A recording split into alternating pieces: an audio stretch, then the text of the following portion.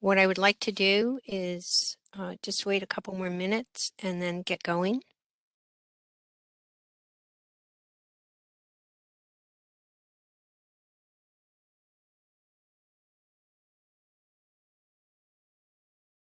For all the participants on this WebEx, thank you for joining us.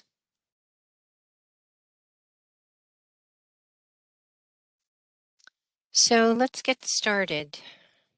Good morning and welcome to this meeting on NYSERDA's proposed 2022 revised amendment to the Regional Greenhouse Gas Initiative, or RGGI, operating plan. My name is Dr. Joan Kennedy. I work in Office of Communications Services, BPO, at New York State DEC. I am very pleased to serve as a moderator for today's meeting on behalf of NYSERDA. NYSERDA's purpose today is to provide an overview to stakeholders of revisions made to the 2022 Regional Greenhouse Gas Initiative Operating Plan Amendment, which outlines planned investments of New York's RGGI proceeds over the coming years.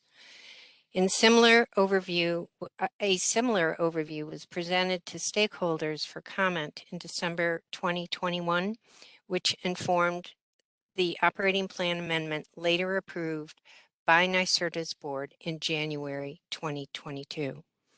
Building from that plan, NYSERDA will provide the funding assumptions and overview of the budget and programs included in the proposed revisions and answer stakeholder questions about the proposed revisions and, importantly, begin the process of taking written comments on the proposed updated amendment. Next slide, please. So before beginning, I'd like to briefly go over some housekeeping details for this morning's meeting. Please note, this meeting is being recorded and that recording will be available on the NYSERDA website typically within 4 business days after the event, so available sometime late next week. Because of the large number of expected audience members, we cannot allow verbal comments or questions. We ask that you use the Q&A function as indicated on the slide to submit either questions or comments. I will pose questions to staff, but in the interest of time, I will not read comments aloud. Comments submitted through the Q&A function will be recorded and treated as written comments. If you experience technical difficulties or issues during this meeting, you can contact Sal Gravin at sal.gravin@nyserda.ny.gov. Next slide, please. So with those housekeeping details out of the way, I am pleased to invite opening remarks from NYSERDA President and Chief Executive Officer, Doreen Harris. Doreen? Yeah, good morning. Thank you, Joan, and good morning, everyone. Again, I'm Doreen Harris. I'm the President and CEO of NYSERDA, and I want to thank you all for joining us as we convene to discuss updates to the Regional Greenhouse Gas Initiative, or RGGI, operating plan. Last January, the NYSERDA board approved the current operating plan, but we are here today to discuss a proposal to reprogram funds previously identified for support of the state's environmental tax credit program. The state budget did not specify how to use those funds, and so how they should be directed specifically, which provides us with the opportunity to propose new uses for this funding, targeting it for vital areas like clean transportation and expanded energy assistance programs for low to moderate families. We will be identifying additional RGGI expansion plan opportunities and look forward to hearing your thoughts on these proposals to help us ensure RGGI investments continue to deliver meaningful benefits to New Yorkers. And so I look forward to today's discussion very much. And with that, I will now turn the agenda over to NYSERDA's Chief Financial Officer, Pam Poisson, to walk us through the changes and the new proposals. Thank you, and over to you, Pam. Thank you, Doreen, and good morning, everyone. If we could proceed 2 slides forward. I want to give you an update of our funding assumptions. And so just looking at a couple of the points here, I think this is generally a good news story. As Doreen was noting, our recent state budget process decisions have now provided a new opportunity to reprogram approximately $23 million a year on a go-forward basis that was previously required to be set aside for environmental tax credit funding. Consistent with the discussions that we've had previously about relative priorities, 15 million of this each year is recommended to support clean transportation initiatives, including electric vehicle charging infrastructure projects. And the balance is being recommended to support our Empower Plus program, which is largely geared toward low and moderate income and underserved communities. In addition to this opportunity to reprogram that 23 million a year, last year's final RGGI auction prices were higher than originally planned, and that has resulted in more RGGI allowance proceeds over the planning horizon. These increased proceeds are recommended to be allocated in close alignment with what we had previously presented in the last approved plan as opportunities for other allocations, such as to New York City retail storage. You'll hear more about all these programs in the upcoming slides. Next slide, please.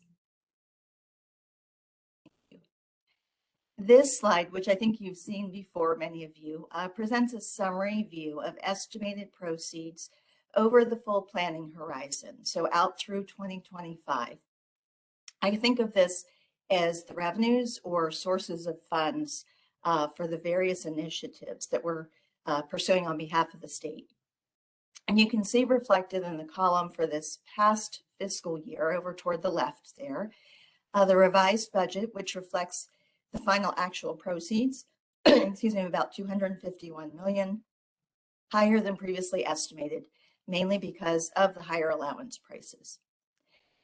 For the current year budget and beyond, the fiscal year 22-23 and over to the right of that, what you can see outlined is really not a significant change in proceeds, except for some slight updates regarding interest earned.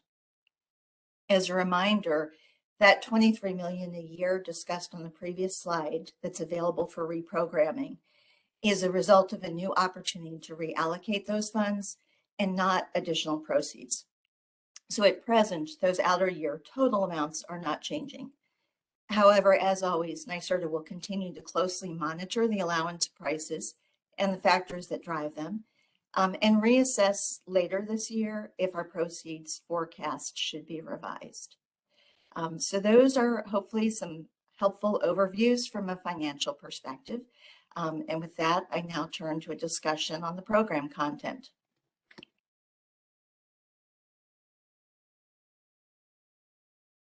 Thank you very much, Pam. I would like to ask John Williams, NYSERDA Vice President of Policy of Regulatory Affairs, to please talk about the planned programs, the PROS plan. Great, thanks, Joan. We'll talk about what this current proposal looks like and what we'll look for your feedback on during our comment period. So, we've got two kind of categories, I would say, of activities that we're looking at, both based on the financials that Pam had mentioned. Certainly we have seen a current elevation of allowance price over forecast, and feeling like we have an opportunity to be able to get some near-term opportunities with some of that above projected revenue, without us thinking that there's an ability to, disrupt the 3-year plan that we have working. And then secondly, a reprogramming opportunity given developments in the state budget, and allows us to reprogram funds that we had previously identified for support of the state environmental tax credit program. So, so that's what we'll go to, and maybe if we get to the next slide, I think this is just kind of a refresher slide on, our investment strategy portfolio, looking at commercially available, efficiency renewable activity, again, looking for those long-term carbon reduction strategies and how we are going to meet our state goals over time and building capacity to do that. That comes also with empowering communities to look at their own outcomes that they're looking for and transitioning to cleaner energy for their communities and their families. We want to make sure we are building an economy, a clean energy economy as we're doing that, and stimulating entrepreneurship, as well as looking at innovative financing activities to facilitate the adoption of clean energy activity throughout the state. Again, kind of parameters against which our program portfolio is being designed towards. And so next slide, we can look at some of this expansion of the January approved program plan, and we had identified several different activities for program opportunities should the revenue situation allow us to be able to do that. And so given, given the revenue situation that Pam had mentioned, we are feeling comfortable about allocating and tapping into the expansion plan proposal for additional New York City retail storage, looking at $20 million to allocate in the program plan. And what this would allow us to do is ensure that we are maintaining the current market interest and market growth for retail-based storage projects, some of which we've identified here, up to 5 megawatts. So that's small, medium, and certainly 5 megawatts is getting into a relatively large storage project. We want to make sure that, we do not have any gaps in our kind of program advancement, and we feel that an allocation of these RGGI funds will keep the robust market growth happening in New York City for storage projects, running through at least our 3-year program period. Okay, so next slide. We're also seeing an opportunity for us to ensure that we are providing appropriate supports for the climate justice policy development space. And certainly over the last several years, the Climate Justice Working Group has been very hard at work working on its criteria for disadvantaged communities, and that will be applied to all of our program portfolios. We're finding that continued support will, help that valuable work, particularly as the Climate Justice Working Group is going to be moving towards finalizing those criteria and then continuing to engage with the Climate Action Council as well as, with other state activities, that will be going on that the Climate Justice Working Group has been charged with pursuant to the CLCPA. So looking at adding a total of just over $2.5 million through this 3-year program plan to help ensure that we're providing the appropriate kind of technical, analytical, and other facilitative supports to ensure the success of the Climate Justice Working Group work. Next slide. And so those were perhaps the two opportunities that we were seeing for tapping into our expansion plan with some of that additional revenue that Pam had been talking about. And now we can get to the reprogramming of the funds that had been initially identified to apply to the state environmental tax credit program. And so what we are looking at here is providing some additional support to our Charge New York program. So this is looking for supports for electric vehicles and the infrastructure necessary to ensure continued growth and ensuring that we have optimal growth in the infrastructure for electric vehicles, adding what would be $15 million annually, so 15 of the 23, and doing that each year over the 3 years for an additional $45 million to the Charge New York program. And, you know, as we continue to advance on that, we'll be providing some additional information on how to support, you know, or how to look for appropriate supports, whether it's on the vehicle side, on the infrastructure side, as well as, you know, making sure that we are focusing attention on mobility needs for our underserved communities as well. So trying to take a broad stroke approach to how we can expand our Charge New York activities. So that's additional $15 million a year. And then next slide, please. For the next $8 million of the 23, so $15 million to Charge New York, $8 million to Empower Plus.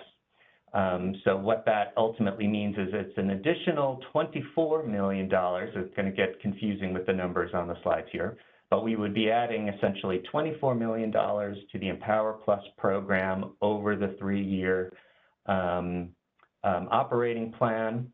That will be in addition to the $5 million annually that we had already approved in January, so another 15 over the year. And so it's an additional $39 million that we will be programming through Empower Plus over the 3-year period. So we've essentially taken and reprogrammed the environmental tax credit, $15 million to EVs, $8 million to Empower Plus. And certainly Empower Plus is supporting our low and moderate income installation, energy efficiency programs, and certainly we are looking to make sure that we are providing, you know, the appropriate supports for continued activity, growth in that activity over these 3 years, and making sure that we are covering all bases in terms of the housing that we have through our broader program portfolio. Okay, and those are essentially the program proposals that we have for both tapping into our expansion plan as well as the reprogramming of funds given developments since January of the state budget process. And with that, I can turn it back to Joan. Thank you very much, John. So I would like to now hand the mic to Pam again to go over program investments. Thank you, Joan. And this is just a quick snapshot here so that you can get a sense of kind of where we were in the last version of the approved plan and now what these updates have allowed us to additionally support, at least per our recommendations. So you can see on the slide the relative allocation of funding across the summary program categories.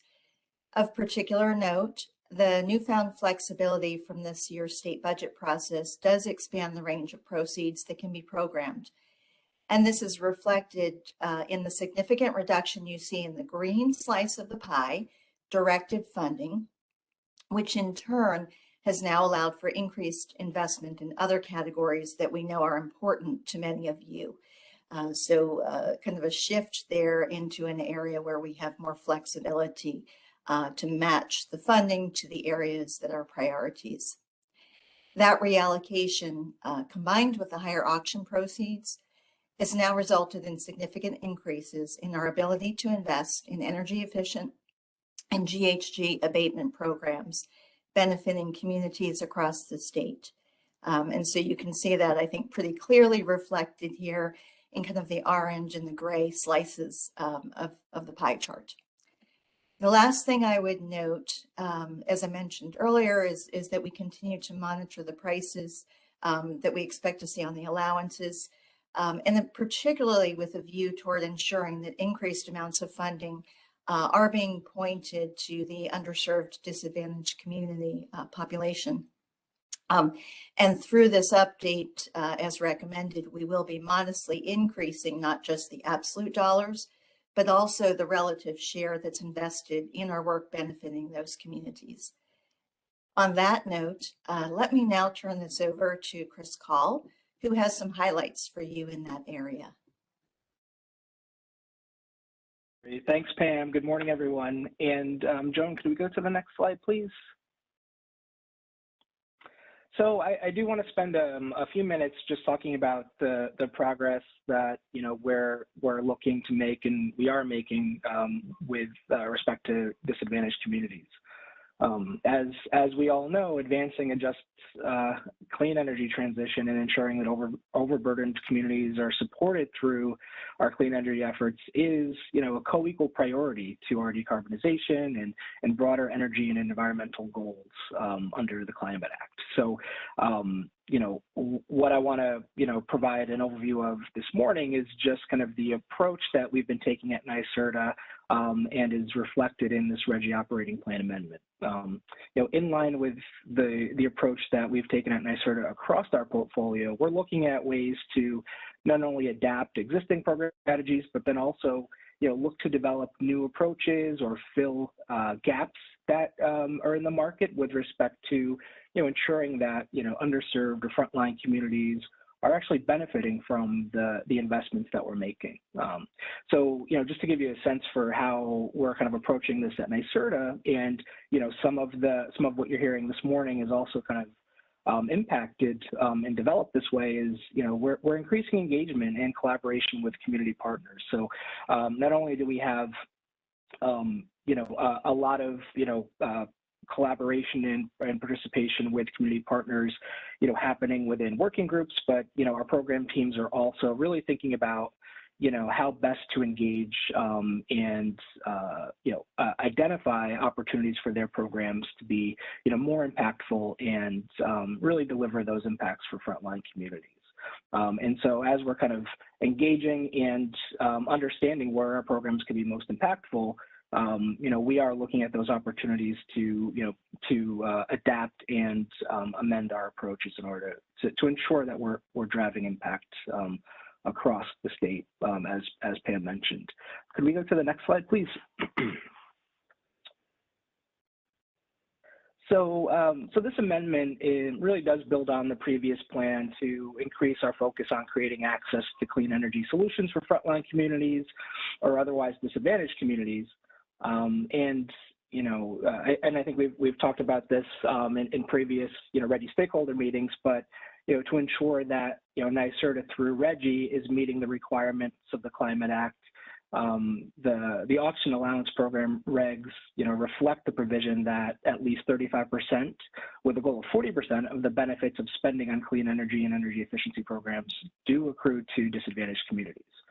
So as Pam touched on, with this amendment, we're projecting that 43% of our RGGI commitments post 2019, so once the Climate Act took effect, will be providing benefits to disadvantaged communities. So this represents an increase of nearly 10% of the portfolio commitments providing benefits to disadvantaged communities from last year.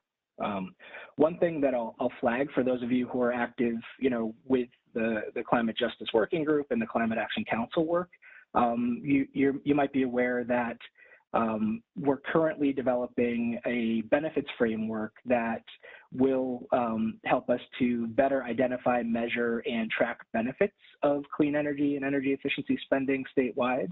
And so, what we're projecting here under the RGGI portfolio is really looking at kind of, where we expect the investments to be going. However, we will be modifying and calibrating, our approach to projecting RGGI benefits to disadvantaged communities once we do have a final benefits framework that will be applied across the state to ensure that we're complying with the provisions of the Climate Act. So Joan, I think this might be my last slide, but I'll turn it back over to you. Thank you very much, Chris. Could we have the next slide, please?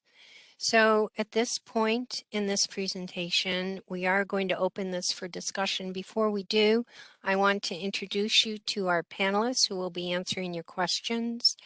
David Sandbank for New York City Retail Storage, Chris Cole for Equity and Climate Transformation Research, specifically the CJWG or Climate Justice Working Group support. Adam Reuter for Electric Vehicle Charge New York, and Emily Dean for Empower Plus. And so with that, I'm going to just check and see if we have any questions. Looks like we do. So Roger Kayaza, and if I mispronounce your name, I apologize, asks, what is the medium, the MWH expectation for the retail storage projects? This probably is yours, David. Yeah, Jen, thanks. Yeah, Roger, how are you? This will very much reflect and mirror very closely to the New York City retail block where we procured about 75 megawatts. That was block 4 in New York City. We expect to have similar results. That block we procured 277 megawatt hours. I expect to be somewhere similar in that neighborhood. Thank you. Looks like we have a question here from Adam Cohen. Will the amped up Charge New York program have a specific carve out for V2X, vehicle to home, and V2H, vehicle to building, V2B, vehicle to grid, V2G chargers? And then there's a suggestion that New York State can be a leader in this new approach to using EVs, a grid resource and clean peaker replacement with such a carve-out approach. Adam, this sounds like a question for you. Sure. Thanks for the question. We are still sorting out exactly what this what approach we want to take with this additional money, with regard to charging stations. Our previous charging station program had really focused on level 2 charging stations at public and workplace and multifamily locations, and those aren't necessarily the same locations that you might be focused on, V2G, or V2B, or V2H. So we will look at that. That's definitely something that I think is more a focus of ours with fleets and certainly medium and heavy duty vehicles. And to the extent that this is used in those situations, that would certainly be a potential use there. Thank you very much. So I would like to remind you that as you write your questions into the Q&A, please feel free to make any comments you want to make. And remember that we will not read the comments, but they will be recorded as written comments. So let me see if we have any other questions. Looks like Conor Bambrick asks, has there been any consideration of upping and expediting the climate action consumer awareness and education line to promote the draft scoping plan?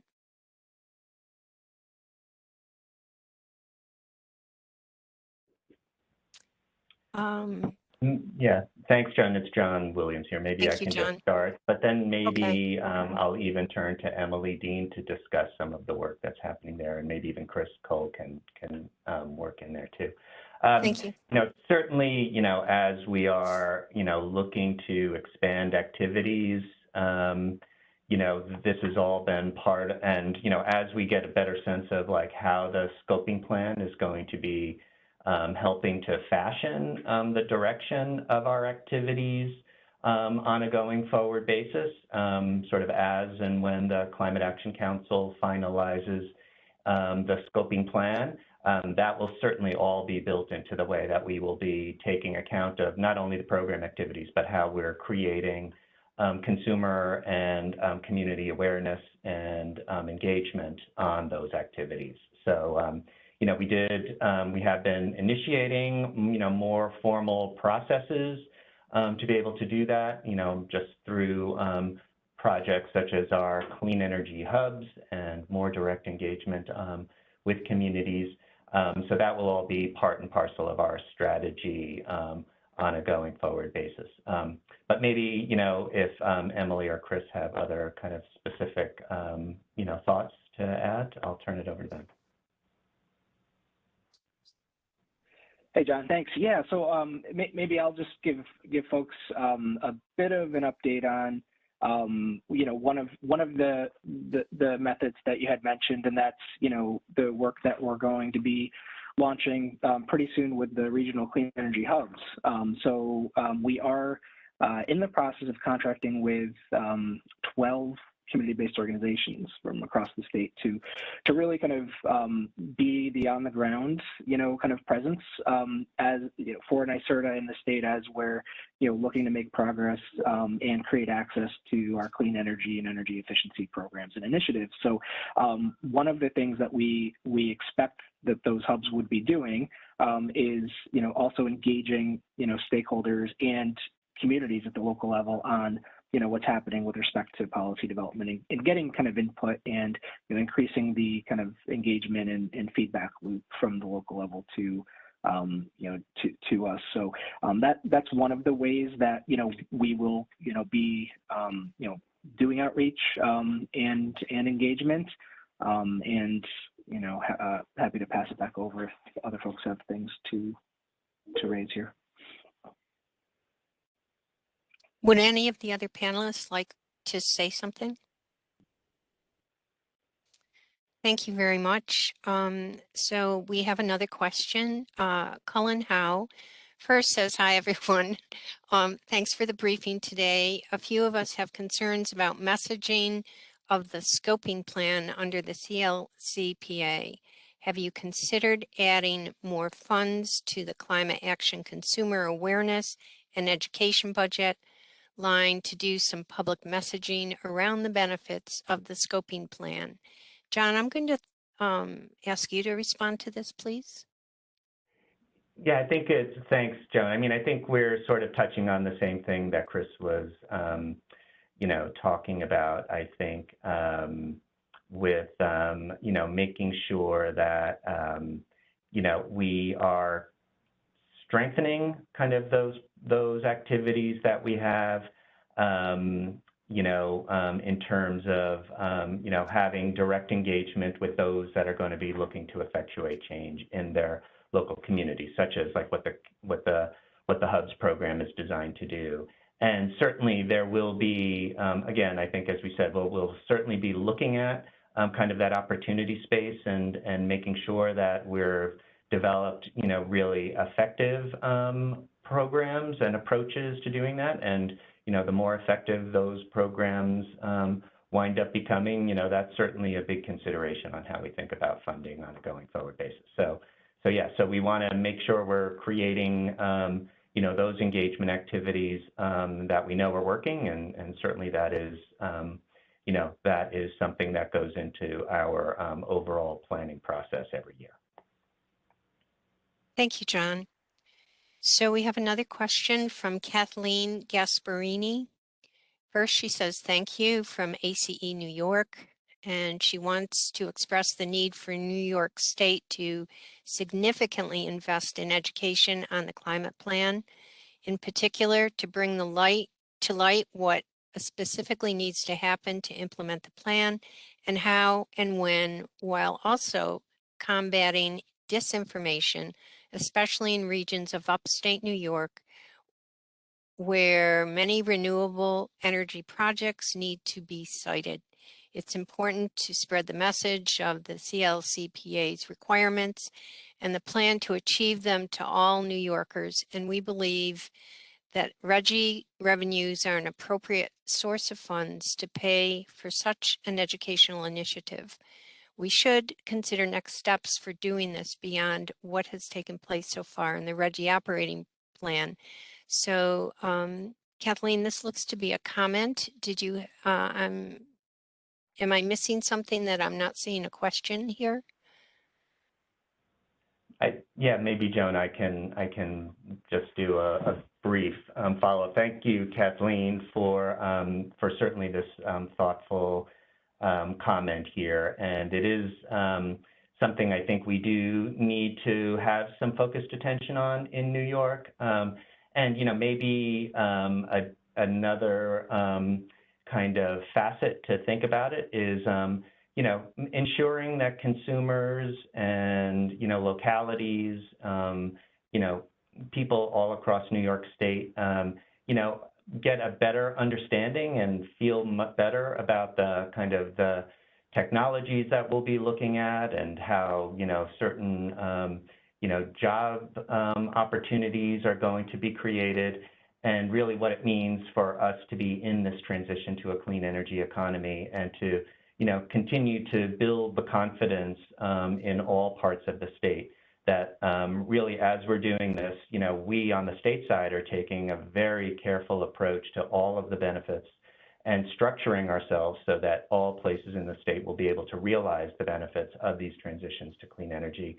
And, you know, thanks for the thought that we should be considering, you know, more broad-based and more focused education, you know, to ensure that there is wide understanding of that. So we'll certainly take that into account.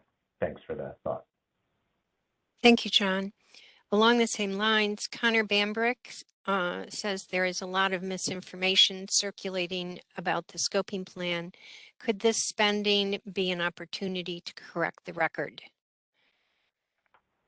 Thanks, Conor. Yeah, and, you know, again, and through, whether it's through RGGI, whether it's going to be, you know, we could do it even through, think about through our Climate Action Council process and the draft scoping plan potentially itself.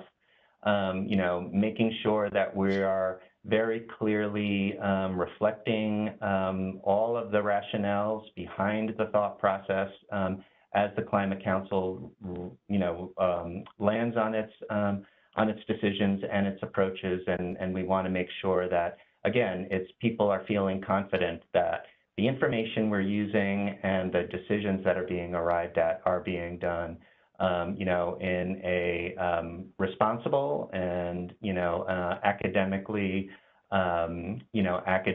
reasonable approach. And so we, again, thanks for that thought, and we certainly will look to, you know, all potential outlets for us to be thinking about, you know, how we can, you know, best ensure that folks are confident in the directions that we're looking at. Thank you, John. We do have a comment here from Jen Metzger. She says, this is a related comment. I urge you to use funds now to address an urgent problem, which she sees as the fossil fuel industry utilities who are framing the feasibility of solutions to meet our climate goals. And we lack an effective statewide campaign to counter this messaging. There could be a good model at the New York State OCM where we have launched a public education information campaign and around the MRTI and health and safety messaging. So I will leave this up to the panel to reflect on, if anyone would like to. Yeah, maybe I'll jump in again, John, and thanks, Jen, again. And you know, very much appreciating the feedback that we're getting here. And certainly even just in the moment, I'm saying, you know, these comments are giving me food for thought. And, you know, maybe I'll say this is why we do love to engage in these engagement processes, right? Because this really does provide us kind of with, you know, kind of with that input that does help lead to decisions in our program plan. So this is all really good input, and appreciate that. You know, there's potentially something of a how, you know, just for lack of a better word there, I can feel like it's a timing issue, and so maybe that's part of the way that we should be considering things. So again, thanks for contributing to this vein of thought. Thank you, John.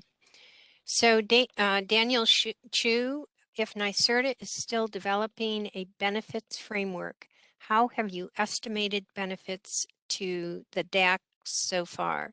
Would the framework significantly weigh direct investments in DACs in order to calculate the benefits? And Chris, would you like to answer this? Sure. Thanks, Joan. Hey, Daniel. So maybe a couple of, I guess, additional points just for folks who haven't been following this work as closely. So the benefits framework is, going to be developed, by an interagency group, and there's collaboration that has and will happen with the Climate Justice Working Group and with community partners as well, just to understand best understand what they think about as benefits, right, as we're kind of approaching the clean energy transition.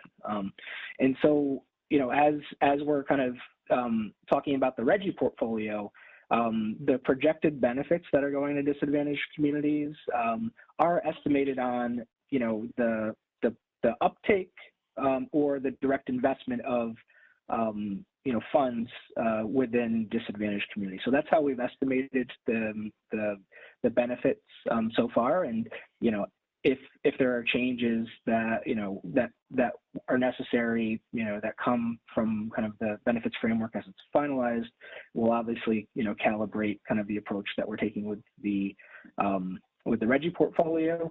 And then I guess the other thing I'll just mention is we have the state team has had a few conversations with the Climate Justice Working Group and also the Climate Action Council just on kind of the preferred approach for measuring and tracking benefits. And there's been alignment on the fact that the primary metric for measuring the 35 or 40% of benefits to disadvantaged communities should be the direct program investments that are being made. So that is kind of the plan and the thinking at this point. But beyond that, there are other co-benefits and impacts and outcomes associated with these clean energy and energy efficiency investments that we're going to want to make sure that we're tracking and reporting out on, just so folks have an understanding of the full breadth of impact of the clean energy investments that are being made. Hopefully that helps. Thank you, Chris. I appreciate it. We have another question here. Can you detail how the increased Charge New York spending will benefit the DACs? And Adam, would you like to answer this? Yeah, thanks. So again, we're still figuring out exactly what the Charge New York program is, how the Charge New York programs will be using this. But in our previous level 2 program, we provided additional bonus incentives for charging stations in disadvantaged communities. We are also looking at how we can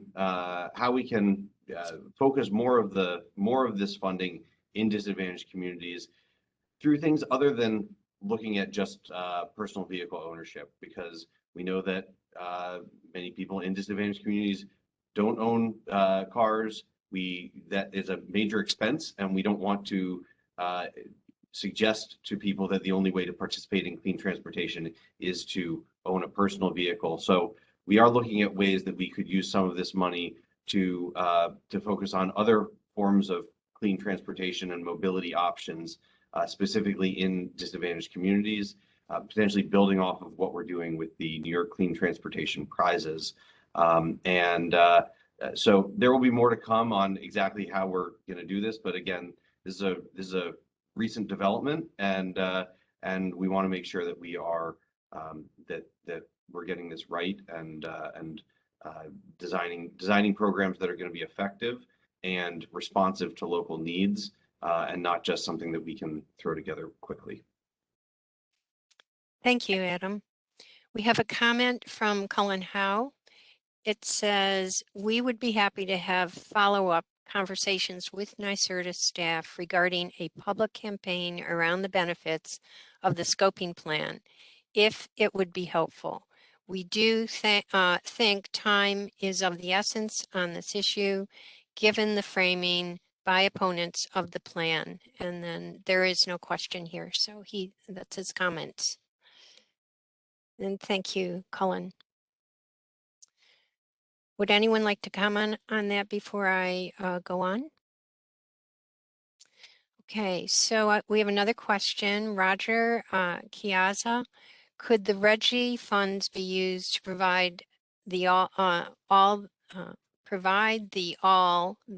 the integration analysis control measure assumptions, costs, and expected emissions reductions details that are currently not available in the draft scoping plan? That information would be useful for targeting RGGI funding to these control measures that provide the most cost-effective reductions.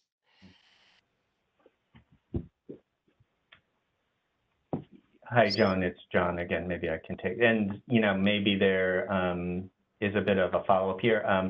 Whether it's RGGI funds, supporting the fact, Roger, there is a lot of information on those assumptions that have been posted on the climate.ny.gov site, along with the outputs of the integration analysis. If there's follow-up on information that you're feeling like is not, at your fingertips on that, why don't we do a follow-up to that, and we can help you there. Thank you, John. So I'm not seeing any further questions. I want to wait a couple minutes in case someone is typing. And in the process, I'd like to remind you to write any comments that you have in the Q&A. And remember that although we won't read the comments other than what we've already read, they will be recorded as written comments.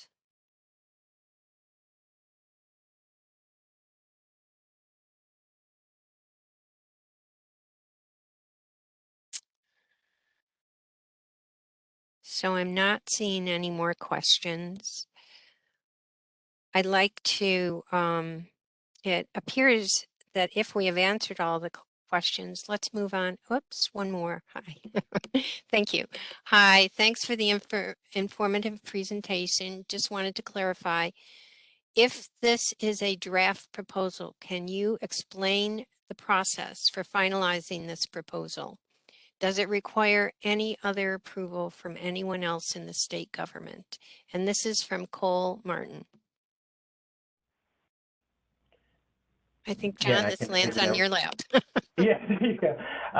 No, so great. I think we're probably going to be moving right to that in terms of next steps, which we'll talk about how we finalize. But, maybe, just to emphasize, the process that we have with the regulations for the RGGI operating plan that are in place. We'll have, this proposal be informed by the stakeholders. We can make adjustments based on the feedback that we've heard today, as well as through the written comment process that is going to be launched after this webinar ends. And then it will be proposed to the NYSERDA Board of Directors for approval in order for us to then implement the programs that are identified in the operating plan. So that's kind of the decision path that will happen, but maybe worth Joan going to the next steps part. Thank you. So I don't have any other questions. So what I would like to do is if we could just go to the next slide, please.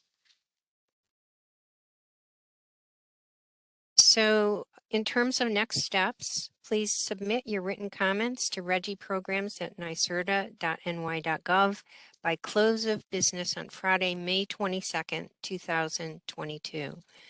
The revised operating plan amendment will be provided to NYSERDA's Board of Directors for consideration at its next meeting on June 28th, 2022. I want to thank all of our presenters today, the panelists who answered questions, and specifically the stakeholders who participated, asked questions, and provided comments. On behalf of DEC and NYSERDA staff, have a happy and safe summer. and thank you very much for attending. Yes. Oh, I have to correct myself. I had said May 22nd. It's May 27th. I'm sorry, on Friday. All written comments, please submit to regiprograms@nycerta.ny.gov by close of business on Friday, May 27th, 2022. Thank you.